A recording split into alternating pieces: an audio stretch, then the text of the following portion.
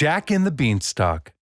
Once upon a time there was a boy named Jack who lived in a cottage with his mother. They were poor and had to sell their cow to get money for food. On the way to the market, Jack met an old man. "That's a beautiful cow you have," the old man said. "Are you planning on selling her at the market?" "Yes," said Jack. "We need the money to buy food to last the winter." "I'll take her," said the old man. "I don't have money, but I do have these magic beans. Would you be willing to sell it for them?" Jack had never heard of magic beans before, and he was skeptical. He gave the old man a curious look. "Magic beans? "I know they don't look like much," said the old man. Jack thought the beans looked ordinary indeed. "But if you plant them," the old man said, "you and your mother will never have to worry about money ever again." Now that sounded good to Jack. "It's a deal," he said. He gave Bluebell a sad hug goodbye. When Jack returned home, he told his mother about buying the magic beans. "What have you done?" his mother asked as he laid the leather bag on the counter. "This isn't money for food." She threw open the window and tossed the beans outside. Jack went to his room for the night and fell asleep. When he woke up, his room was so dark he was certain it was still nighttime. But when he looked outside his window, a giant beanstalk was blocking the sun. "The beans!" he shouted. "They must have grown overnight!" He ran outside to see the beanstalk. It reached high into the clouds. Jack began to climb it. When he reached the top of the beanstalk, he saw a massive house. Jack walked up to the huge door. The doorknob was as big as his head. Soon, a giant woman opened the door and asked, "May I help you?" "I'm very hungry," said Jack. "I was wondering if you could spare a bit of food." "Oh dear," said the giant woman. "You'll become breakfast if my husband finds you. He eats little boys like you." But Jack was so hungry that he was willing to take the risk.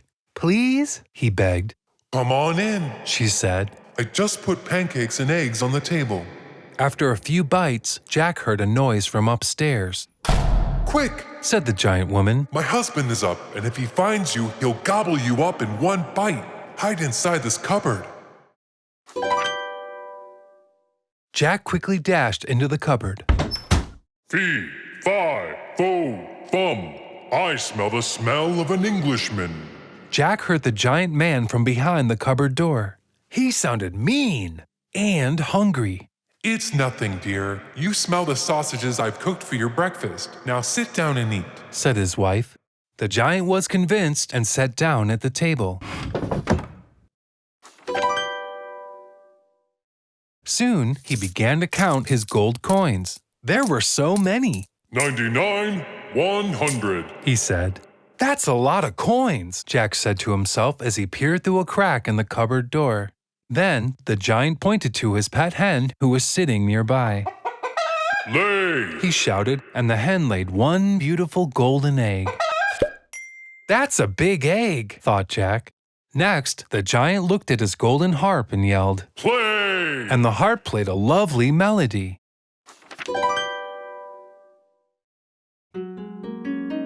"That's a big harp," Jack whispered to himself. As the song filled the home, the giant drifted off to sleep again. Jack saw his chance. He quietly opened the cupboard door, grabbed the hen, picked up the harp, and headed for the door.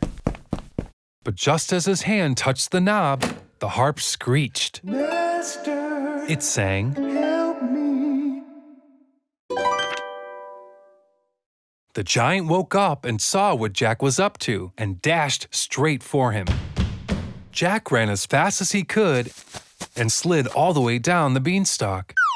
When he reached the ground, he looked back up and saw the giant coming down after him. Jack had to think quickly. He looked around and saw his axe stuck in the old tree stump. He grabbed the axe and started to chop down the beanstalk. The giant quickly climbed back up to the top before the beanstalk snapped in two. That was the last time Jack saw him. With the hen and the harp, Jack and his mother were able to live happily ever after, and they were never hungry again.